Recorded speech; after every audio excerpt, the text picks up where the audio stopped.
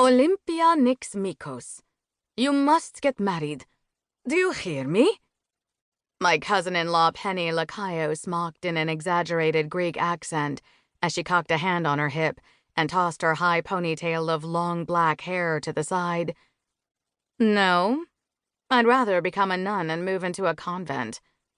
I folded my arms, trying not to laugh and sling dirt everywhere from the potting soil on my gloves.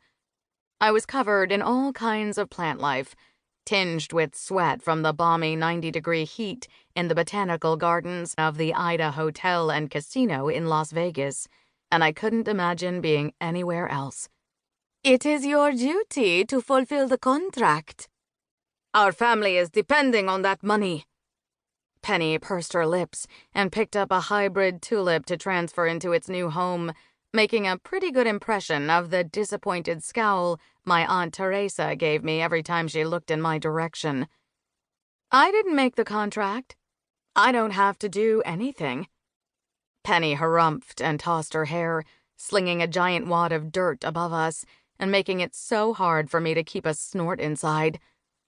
You are shaming the family.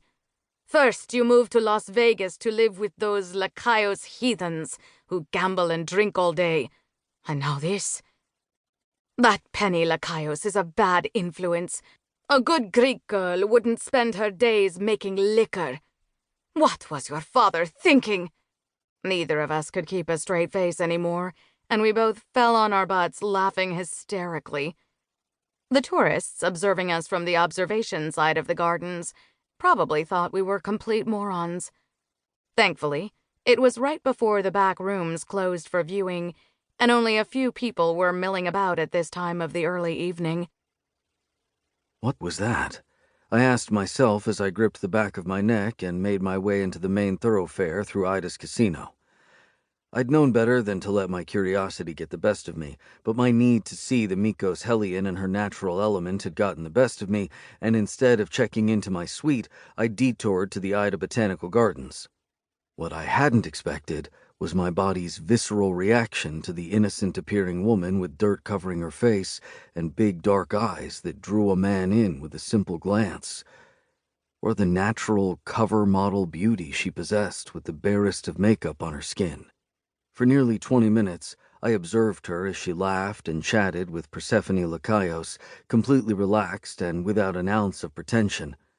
Nowhere was the snarky, cutting attitude people in New York reported her as having. She seemed so full of life, joy, innocence, and, at times, mischief.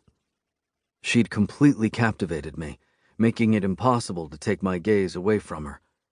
If it wasn't for the signature Mikos onyx eyes, I'd never have believed she was my fiancée. And the sick bastard part of me itched to corrupt every inch of her. Get it together, she isn't for you. Touching her would come at a price, one I refused to pay, no matter the delicious, curvy goddess package she came in. My men thought she was boring. Were they blind? I made my way through the lobby of the Ida and toward the private suites tower of the hotel. Just as I reached the bank of elevators, Kaysen stepped out from the shadows. The humor in the green eyes that were so much like mine gave me the urge to clock him in the jaw. He'd watched the interplay between Nix and me and was getting a kick out of it.